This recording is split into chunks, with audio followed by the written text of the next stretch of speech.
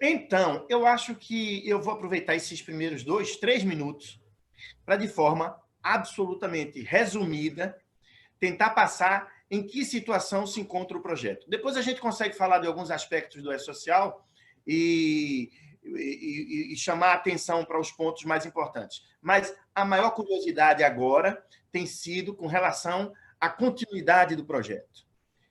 O projeto vai continuar, eu vou explicar, só que fazer um breve histórico para a gente entender o que aconteceu e depois mostrar por que o projeto vai continuar e fazer com que as pessoas cheguem a essa conclusão conosco. Que não seja porque o Maia ou porque o Claudeci estão dizendo que o projeto vai continuar.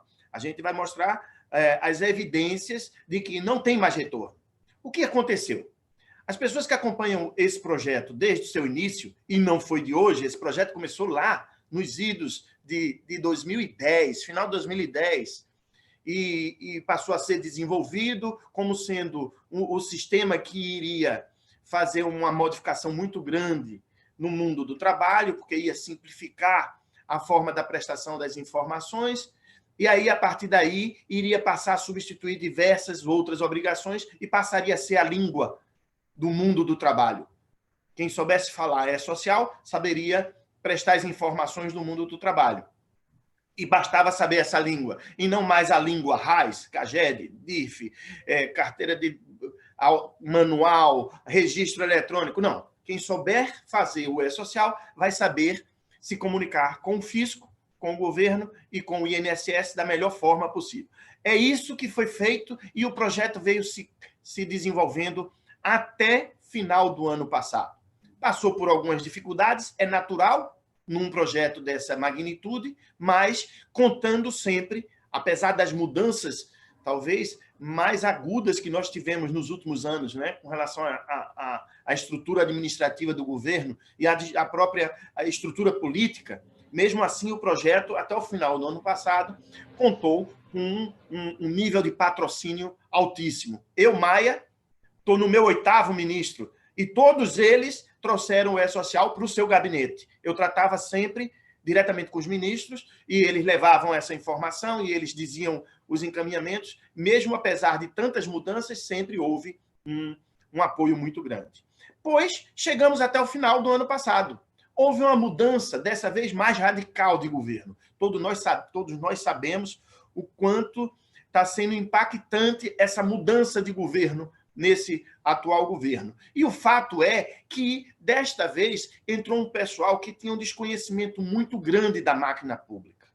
Eles não tinham conhecimento do que estava acontecendo. É um pessoal outsider. E isso fez com que, quando essas pessoas entraram, eles não sabiam do que estavam falando com relação ao E-Social. E questionavam a própria existência do projeto. Um projeto que já tinha sido investido mais de alguns bilhões de reais. Quando eu falo bilhões, as pessoas pensam que é força de expressão. Não é. É só somarmos todo o investimento feito pelo Brasil, pelas empresas, com relação a esse projeto, não só o do governo. Então, são muitos bilhões de reais e, simplesmente, alguns empresários, e algumas pessoas acompanharam isso e viram aquele senhor da Havan questionar e dizer que tinha que acabar o E-Social, e isso gerou um conflito no governo, e alguns secretários passaram a criticar o projeto, mesmo sem conhecê-lo a fundo, passaram a criticar e a falar de defeitos, diversos defeitos que ele sequer tem, porque todo projeto tem defeitos, mas os defeitos a que eram associados ao projeto sequer existiam. Cito só para ilustrar aqui a queixa pela existência do pedido do título do eleitor, do trabalhador. Puxa, o E-Social não pedia. Diziam, olha, o E-Social agora quer controlar para onde o trabalhador vai, quando ele entra, quando ele sai, se ele vai no banheiro. Puxa, o ponto do trabalhador não está no E-Social. Enfim, você percebia, quem se aproximou do projeto, percebia com muita clareza que foi um telefone sem fio, foi um monte de ruído, informações levadas sem precisão e que fez, de fato, o governo questionar.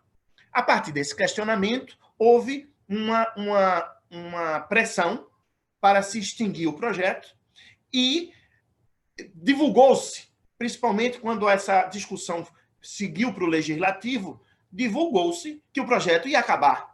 Isso gerou um transtorno muito grande, e aqui é muito importante ressaltar essas pessoas. Algumas pessoas pararam de mandar as informações.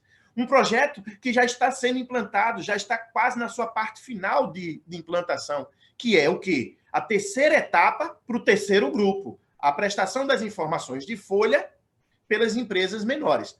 Então, num estágio desse, trouxeram essa crise, essa insegurança, se o projeto continuaria. Então, aqui eu faço a primeira pausa e digo assim, olha, nesse momento, o ministro Paulo Guedes foi instado a se manifestar e ele não nutria, seguramente, nenhuma simpatia pelo projeto, mas ele terminou ouvindo todas as partes e viu o quão importante era esse projeto para que se fossem implementadas todas as outras ações que estavam sendo previstas, como a substituição dessas obrigações. Na verdade, o E-Social estava em ponto de bala para começarmos a usufruir as vantagens e os benefícios para que ele foi desenvolvido. Isso já depois de todo o sacrifício das empresas e do próprio governo. Quando ele percebeu isso, ele se posicionou. Então, as pessoas têm que ter essa consciência. Quem vir a portaria 300 do Ministério da Economia,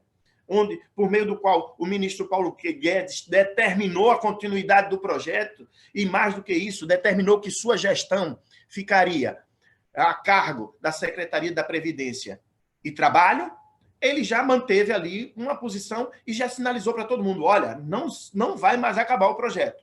Mas determinou, no mesmo momento, que houvesse uma simplificação. Para nós do projeto foi uma mega cena, né?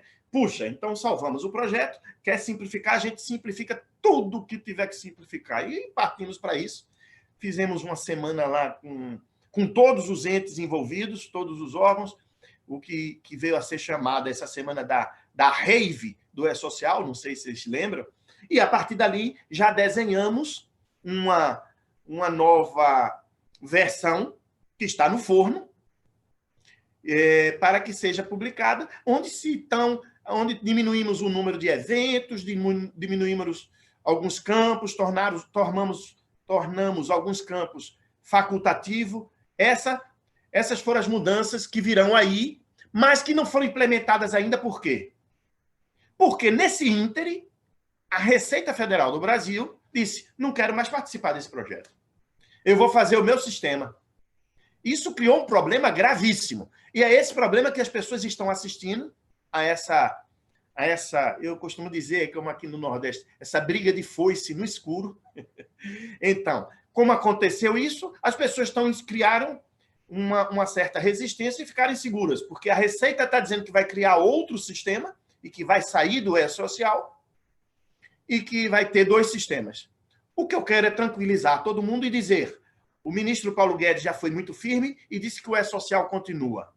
Nós estamos negociando com a Receita, houve reunião muito importante essa semana, já houve uma hoje e 2 semana passada, e nós já chegamos no consenso que não, o projeto E-Social continua, a Receita é que só tem interesse em alguns eventos do E-Social, porque quem conhece o E-Social sabe que 90% do que está no E-Social é da Previdência e do Trabalho.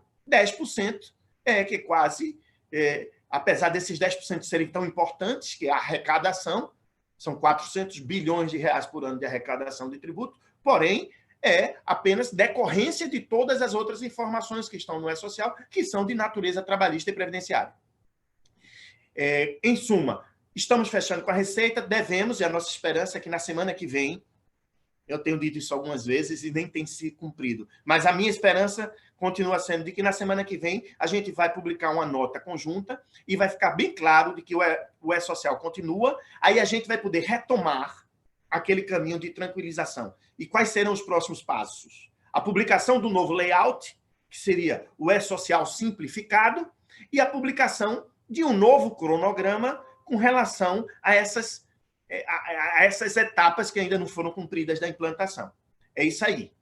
Eu disse que ia falar 2 minutos, estou falando há 25, eu acho, não sei, mas peço desculpa. Mas fica à vontade, fica à vontade, Maia, daqui a pouco a gente entra. Foi o resumo para tentar dizer o quê? Primeiro, É fato, é natural que as empresas tenham tido essa insegurança, porque ela decorreu da própria, que eu chamo, batição de cabeça do governo. Mas, a partir daquele determinado momento em que o ministro Paulo Guedes determinou a continuidade do projeto, todos os envolvidos já se alinharam, nós já estamos determinados a continuidade, não tem por que pensar em solução de continuidade nesse projeto, ele continua e vai continuar sendo o E-Social e vai continuar sendo o sistema por meio do qual vai ser possível prestar todas as informações do mundo do trabalho e, com isso, simplificar a vida do empregador por meio da substituição de todas as outras obrigações acessórias trabalhistas. Isso a gente vai falar no decorrer dessa live, mas o mais importante, e o recado era esse, o projeto continua, não tem por que hesitar mais, e o governo, a partir da semana que vem, vai deixar muito clara qual é a opção dele e quais são os caminhos que as empresas devem seguir para estarem atualizadas e aptas a cumprir com suas obrigações principais. Porque o E-Social, na verdade, é uma forma de prestar informação. Porém, para que você possa cumprir com as obrigações em si, você vai precisar do E-Social. Cito só como exemplo. As pessoas que não conseguirem mandar eventos por meio do E-Social simplesmente não conseguem registrar seu trabalhador, que é a coisa mais importante no início da relação de trabalho, de emprego. Então, isso é um exemplo, e para isso eu já invoco a todos a retomarem, aqueles que por acaso hesitaram, a retomarem seus investimentos em treinamento, em sistema, em capacitação e envolvimento de todo o seu corpo de empregados, de trabalhadores, para que se adaptem à nova forma de prestação de informação. Esse era o recado inicial, que eu me empolguei, mas que a gente vai conversando aí no decorrer da live, ok? Mas, Maia, eu achei muito bacana